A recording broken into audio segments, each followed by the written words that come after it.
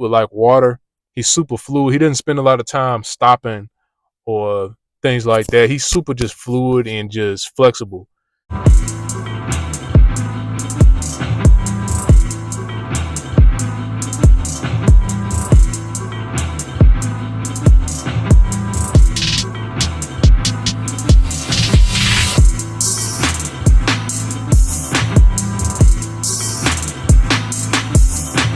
What up, y'all?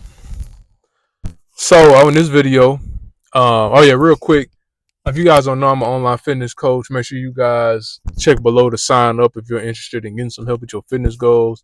15 plus years of experience, fitness experience. I pretty much gonna know what you need to do to reach whatever goal you're trying to reach. Um, Also, make sure you guys check out my other channel. I'm gonna be uploading pretty soon. I'm still loading up on the videos, etc., etc. Anyways, I want to talk about today, like the different types of SPs in sports. Like as far as comparing SFPs to STPs, they could be slightly different. Um, we make up both sports. Well, we make up most athletes in general, especially like the popular sports and things like that. SPs make up most of the athletes. Also, I was just talking about this with a subscriber slash potential client, Dominic. If you're watching this, shout out. You reminded me to do this topic because I had to think about it a couple months ago and I just forgot to do it. But yeah, he's a loyal subscriber who's also soon to be client. Also, speaking of that, I also, if you guys just watched the Olympics, the guy that was the hurdler for USA that made it to the finals, I went to school with him. If you guys don't remember, I didn't tell you guys about the other one I went to school with. They both went to my school. That hurdler that made it to the Olympics and the other hurdler, he didn't make it. I think he might be hurt or something like that, but he was good enough to make it too. But I'm thinking he probably was hurt because he definitely had those times down to where he could have made it. But yeah. If you guys don't know, high level sprinting, those guys get hurt a lot because they pushing their bodies to different limits that most people are not used to. So they get hurt actually more than you think, even though it's not a contact sport. But yeah, the different types of athletes in that you'll see as far as like SPs, SFPs versus STPs, they come up a little different. One example I like to use when I talk about this, well, I'll get to that after I explain it actually. But first, I'll say for the most part, STPs versus SFPs, they are slightly different in sports. Like SFPs, they have a style to them that's a little bit more fluid. They don't spend a lot of time. They're not very like as intentional, but they're super fluid and just natural with it. Versus like STPs, very intentional, precise, and things like that. That's what you'll see for the most part as far as the difference between the two. So an example of that is like, maybe I could use. Well, I'll use the example I was just thinking of, which are the Le Twins. You know, they're not athletes. They're still exerting their bodies a lot. If you don't know, those are dancers. I used to watch them a lot a couple years ago. Big fan of them. But the Le Twins, I'll say that Larry is an ESTP. LeBron is an ESFP. Like LeBron, he gets nicknamed. People used to tend to say that he's fluid like water. He's super fluid. He doesn't spend a lot of time stopping or things like that. He's super just fluid and just flexible. Versus Larry, on the other hand, is very precise. He kind of got more of a crump style a little bit. He's very precise and things like that with his movements. A little bit more robotic. That's what you would say too. That's what me and Dominic were just talking about. But STPs are very robotic, kind of like we look a little more robotic, and we're more like tactical looking. Versus their SFPs, yeah, super fluid. Example of this in basketball.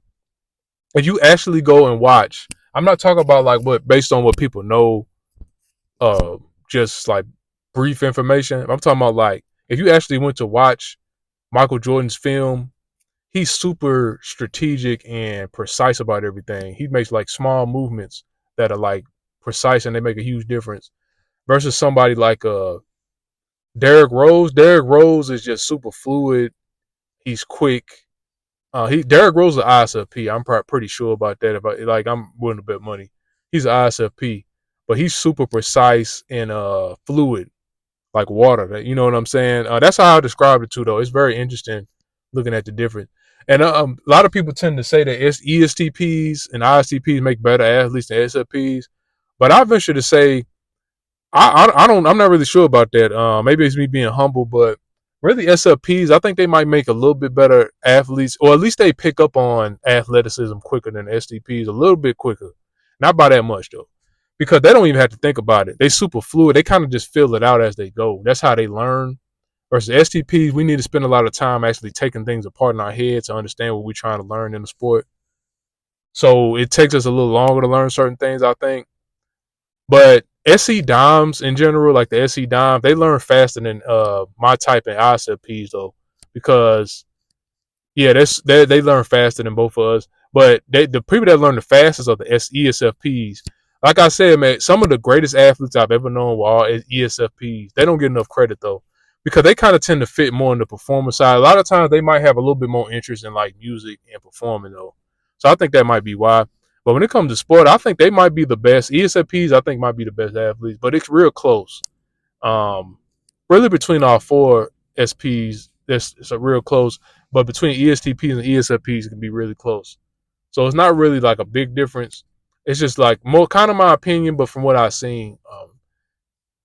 But yeah, pretty much that's how you can tell the difference. Now there are really good SJ athletes and even some intuitive athletes. It's not that many intuitive athletes, but there are some great ones. Like I really think Nikola Jokic. If you guys know anything about basketball, Nikola Jokic, did he win MVP this year? Well, he came real close to winning MVP at least. I don't follow basketball quite as much as I used to, but I do follow it. Because every time I watch it, I feel like playing. You know what I'm saying? But I do follow it as far as like what's going on in basketball, of course. I just don't watch full games as often as I used to. But Nikola Jokic, what time is it? Do I need to go? But anyways, Nikola Jokic, I think Nikola Jokic is an INTP. But aside from that, a whole nother subject is like like if you see intuitives in sports, like especially any users don't really thrive off excitement like SPs do. SPs thrive off excitement. That's how you will be able to tell like a STP between an NTP. Some NTPs can be good at sports though. That's why I'm bringing that up. I think ENTPs and ENFPs, if you're gonna talk about intuitive, they make the best intuitive athletes, I say. Um, but that's a whole nother topic. You want to talk about it intuitive, but for the most part, sensors make it up. We dominate sports. Really all the sensors, but especially SPs, we tend to be the better most gifted athletes because we just kind of know how to use what our body's gifts given us.